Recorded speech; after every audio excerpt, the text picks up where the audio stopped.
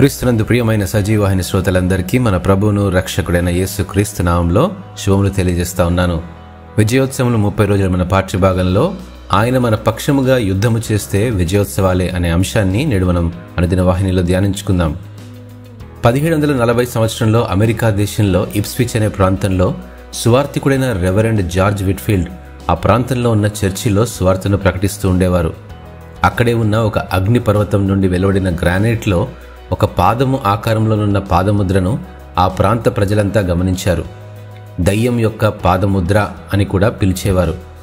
వాస్తవానికి ఈ సువార్తకుడు ఎంతో బలమైన రీతిలో వాక్యాన్ని ప్రకటించినప్పుడు ఎన్నో సంవత్సరాలుగా వారిని పీడిస్తున్న ఒక దయ్యం గుడి గోపురంపై నుండి ఒక బండపైకి దూకి ఊరి నుండి పారిపోయిందని ఆ పాదముద్రను చూసిన ప్రజలంతా అభిప్రాయపడ్డారు. తమ జీవితాలు ఆ సువార్త వైపు ఆకర్షించబడ్డారు. మనకు ఇది కథనంలా అనిపించినా అది దేవుని వాక్యంలో నుండి ఒక ప్రోత్సాహకరమైన సత్యాన్ని మనకు గుర్తు చేస్తుంది.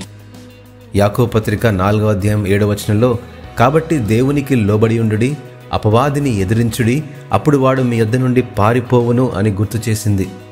శత్రువుని ఎదిరించి మన జీవితాల్లో శోధనలను తట్టుకుని నిలబడడానికి అవసరమైన బలాన్ని దేవుడు మనకు దయచేస్తాడు. యేసు క్రీస్తు ద్వారా దేవుని ప్రేమ కలిగిన కృపను బట్టి పాపము మీ మీద ప్రభుత్వం చేయదని రోమాపత్రిక 6:14లో బైబిల్ వివరిస్తుంది. శోధన ఎదురైనప్పుడు లోకమును జయించిన క్రీస్తు దగ్గరకు పరిగెడితే ఆయన శక్తితో మనం నిలబడడానికి సహాయం చేస్తాడు. కాబట్టి మనం ఈ లోకంలో ఎదుర్కొనేది ఏది ఆయనను జయించలేదు.